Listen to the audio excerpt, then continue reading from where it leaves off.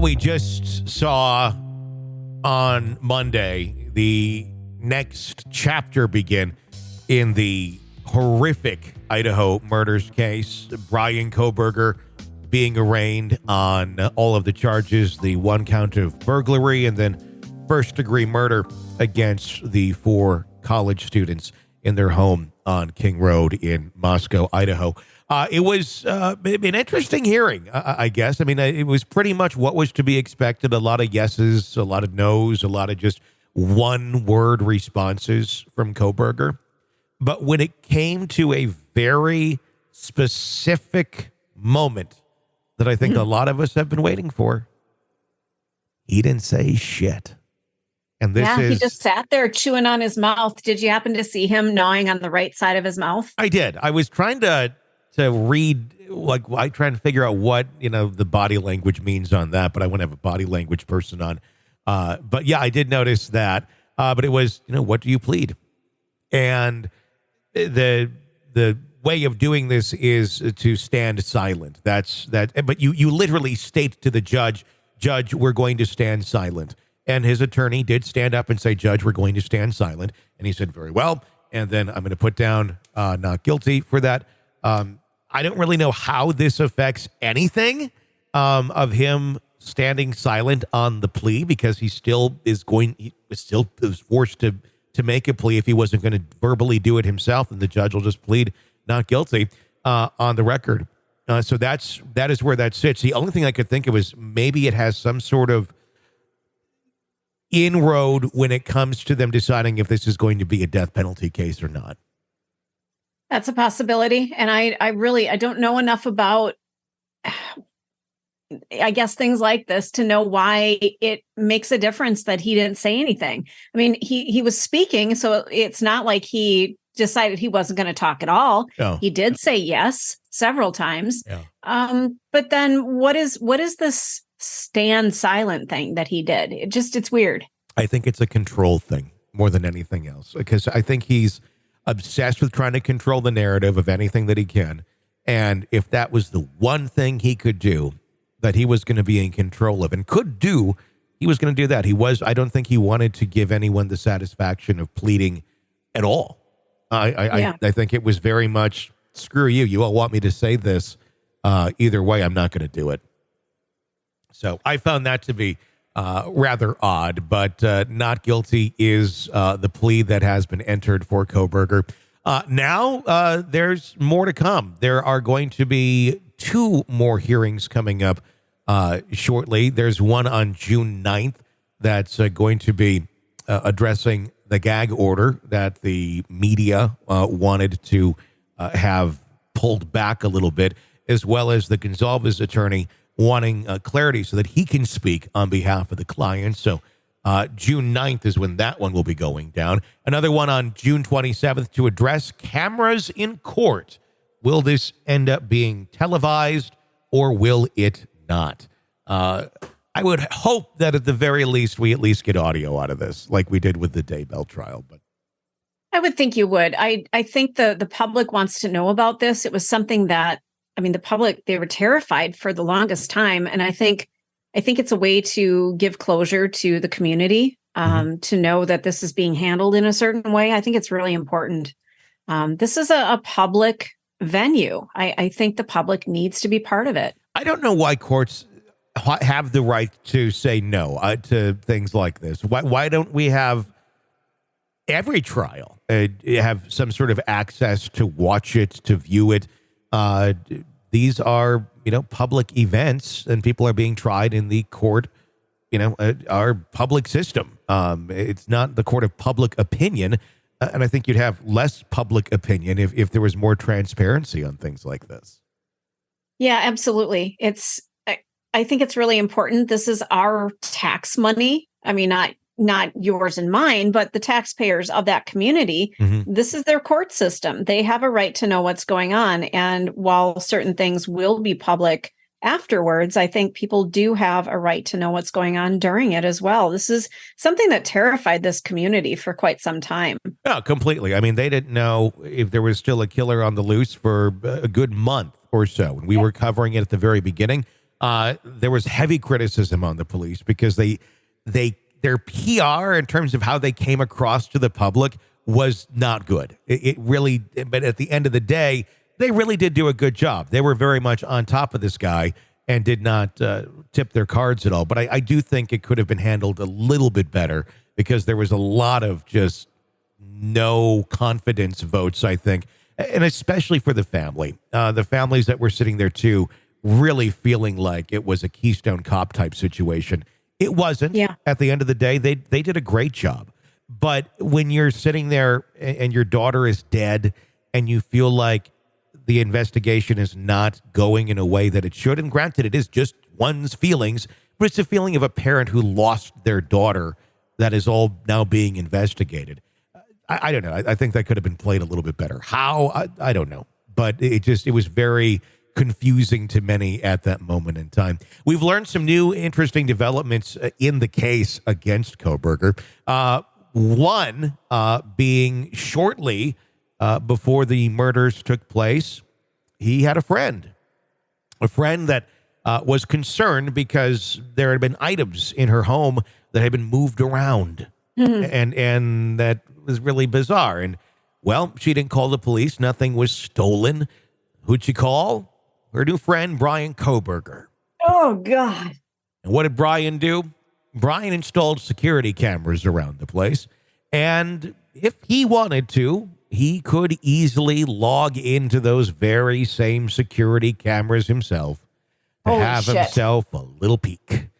Oh, doesn't that just send chills down your spine? And if it doesn't, you're a serial killer. Because it's like he was setting her up to be the next one. I don't know if that was the case or not. I mean, I'm wondering if it was more of a experiment to see just how he could get into someone's home without them suspecting anything. Because to the friend, he looked like the savior. He came in like, oh, I'm going to help you. I'm going to put these cameras up for you. So he likely was the one who was being the burglar to begin with and moving things around. But then at the same time coming in and being the savior to the problem that he likely created. Sounds a lot like Munchausen syndrome, doesn't it? Yeah, I mean, with different things in play here in terms of being the savior to something that you destroyed. Yeah, I can understand that a bit. The other piece that I found to be very interesting, and I'm very interested to hear if we're going to find out more about any of this, if anyone will ever speak out. But there's some sources that had reported to Dateline that it wasn't just the warm, happy, fuzzy Christmas that everyone would like to believe everyone had last year together. Snow on the ground and the Poconos and him with his family and sisters celebrating the holiday. No, because one of the sisters, we're not quite sure which one, though, who is a psychologist, noticed a few odd things and even brought it up to other family members that, hey, Bryan does drive the car they're looking for. He lived very close to where these crimes took place. And why is he wearing surgical gloves all of the time? Yeah, that's the biggest thing, I think. It's one thing to have the same car that is being sought after for a high-profile case. It's another to be trying to contain your DNA inside of a latex surgical glove while you're at home during Christmas vacation. And we don't know if Bryan was on to his family being on to him, but he did at one point over the holiday break get into the back of his car with bleach. And like you do on Christmas break. Because who doesn't go clean their car with bleach like super late at night or super early in the morning when no one's looking? And then take anything of scraps or junk or trash and put it in the neighbor's trash can. Not yours. Right. But let's go over to the neighbor's. When they arrested him, when they went into his house, they found him with surgical gloves on, arranging his trash in various Ziploc bags. Again, like you do. Like, who doesn't do that? Who doesn't arrange their trash in Ziploc bags? I'm sorry, this is looking an awful lot like a very guilty person. he's either one of the most paranoid people in the world, or he's a very guilty person. I would imagine that being pulled over twice in 10 minutes on his way home may have put the fear of God into him a little bit, because that was rather awkward and strange. And initially, the talk was that, this was, they were tailing him the whole way, the whole time. Turns out that really wasn't quite accurate. It was actually police were doing random drug check stops on the highway. They were looking for people driving specific ways, maybe a quick shift, maybe a quick turn to another lane. And Kohberger was tailgating some vehicles. So from what we understand, and the FBI really hasn't said a whole lot either way, but local law enforcement have said that it was stops of that nature. But yeah, definitely scared him. That's without a doubt. But then to go back home and be, I don't know. Well, it's interesting with people like this and the way that they think. They're able to do and plot out such horrible crimes, allegedly.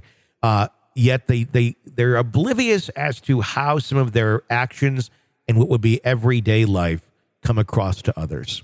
The fact that he thought his family would be like, oh, yeah, it's just Bryan using latex gloves. I mean, unless this is something he's always done. There are some people like that where they're very concerned about germs and things, but I take it that wasn't his norm.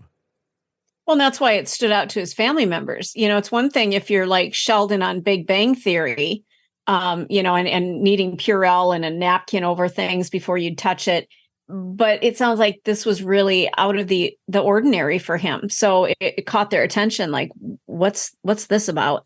It's got to be a rift in the family, I would imagine, if you have a sibling that's going, I think my brother did this. And the dad saying, no, I don't think it could be him. And as a parent, I find it interesting that they weren't present today either. They weren't there to support him in any way or to show support, which, maybe it wasn't important enough for them to be there. This was just something that had to be done. But I would think if you felt that your son was innocent and being wrongly charged of something, you might be there as a show of support. I think without a doubt, 100% on that. If you truly believe that your son is innocent, you would be there supporting them no matter what. And then to not be there, I think actually kind of speaks volumes to that family not commenting on any of those allegations, and will likely not be anytime soon. And so be it. I could also see the family too, also just not wanting to, go to Moscow, Idaho, when your son's being accused of this and you're the parent. Yeah. I mean, that would have to be extremely uncomfortable, if not potentially dangerous, as well, to be the parent of this, the villain that we've made him out to be. And whether, he is or not, we'll find out. It's all innocent until proven guilty. But the evidence sure points to him being a villain.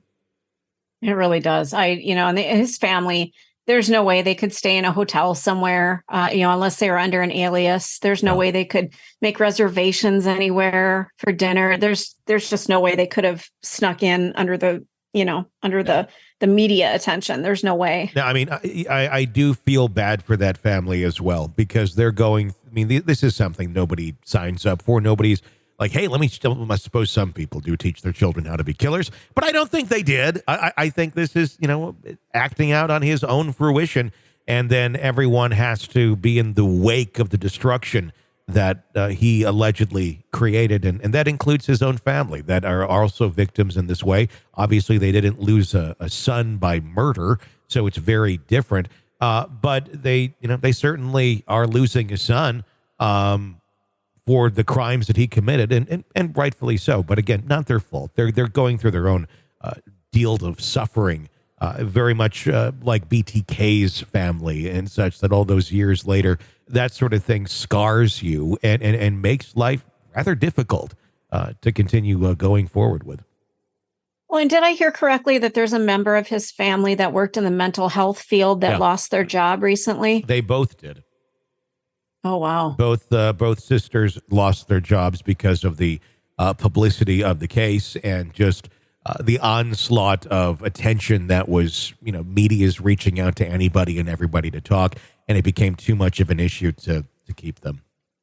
It's so unfair to the family. And that's something I don't think somebody who's going to allegedly murder people, I don't think they sit and think about what's it going to do to the rest of my family. They're not thinking that way. But look at what's happening. Yeah, I mean, it obviously it's destroying so many lives. Very just disturbing case as it has been from day one, and we of course will continue to follow it for you right here with breaking updates and discussions as they happen. If you want to weigh in on this one or any of the cases, we have a phone number for that. It's 888-5-KILLER, 888-554-5537. For Stacy, I'm Tony. Stay with us.